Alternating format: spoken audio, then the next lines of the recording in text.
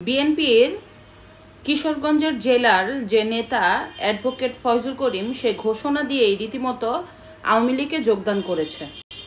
সে গতকালকে একটি ফেসবুক ভিডিওতে লাইভ করে, এরপরে সে যে সাবেক মাননীয় প্রধানমন্ত্রী তাকে নিয়ে অনেক কথা বলার পরে সে মোটামুটি ঘোষণা দিয়ে জয়েন করে ফেলেছে। এখন এই ফয়জুল করিমকে সবাই পাগল বলছে, আর না হয় বলছে যে এটা একটা স্বার্থ। কিন্তু আমি মনে করি যে ফয়জুল করিম পাগল না, কারণ হচ্ছে যারা এখন দেশকে ভালোবাসে তাদের সঠিক সিদ্ধান্ত নেওয়ার সময় এসেছে। কারণ আপনি দেখতে পাচ্ছেন যে দেশের যে খারাপ পরিস্থিতি, এই খারাপ পরিস্থিতিকে শেষ করার জন্য সবার ঐক্য দরকার। বাংলাদেশে এখন প্রতিটা জায়গায় চলছে চাঁদাবাজি, দখলদারিত্ব, সন্ত্রাসী কর্মকাণ্ড, হত্যা, ছিনতাই।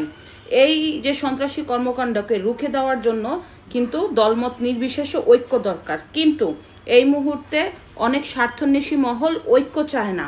কারণ কেন জানেন? তারাই এখন এই দেশটাকে লুটেপুটে খাওয়ার চেষ্টা করছে। বাংলাদেশ তো এখন অঘোষিত জঙ্গি রাষ্ট্র। পৃথিবীর অনেক রাষ্ট্রই এখন বাংলাদেশকে জঙ্গি রাষ্ট্র মনে করে, এবং বাংলাদেশের যে নাগরিক তাদেরকে কিন্তু এই আন্তর্জাতিক মহলের যে অন্যতম দেশগুলি ভিসা দেয় না। ধীরে ধীরে বাংলাদেশের যে পাসপোর্টের গুলির যোগ্যতা হারাচ্ছে। এ হচ্ছে বাংলাদেশের অবস্থান।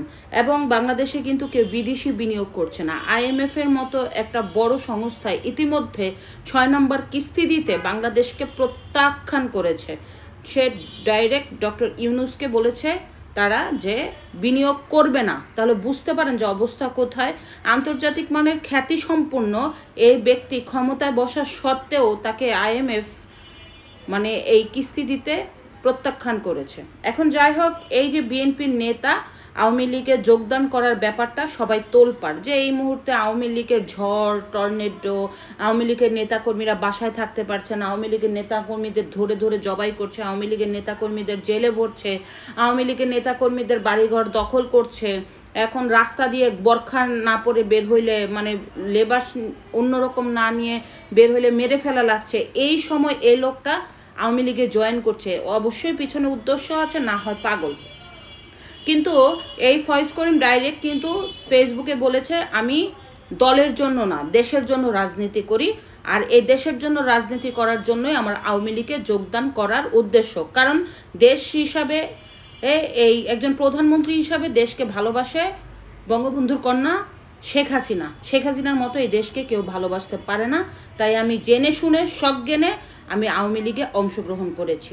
আপনারা দেখবেন যে বিগত 17 বছর দেশে কিন্তু ভালো পরিচালনা হয়েছে। সাধারণ মানুষের নিরাপত্তা ছিল, দেশে সন্ত্রাস ছিল না, ডাকাতি ছিল না, ছিনতাই ছিল না, মেয়েদের ইফটিজিং ছিল না, ধর্ষণ ছিল না, কথা বলার বাকস্বাধীনতা এখন থেকে অনেক অনেক অনেক বেশি ছিল। কিন্তু এখন কিন্তু তা নাই, যার কারণে বাধ্য হয়ে মানুষ তাদের যে ভুল ধারণা ছিল আমাদের যে আওয়ামী লীগের প্রতি বা বঙ্গবন্ধু কন্যার প্রতি, সেটা কিন্তু ধীরে ধীরে ভেঙে যাচ্ছে এবং মানুষ আস্তে আস্তে ভুল বুঝতে পারছে।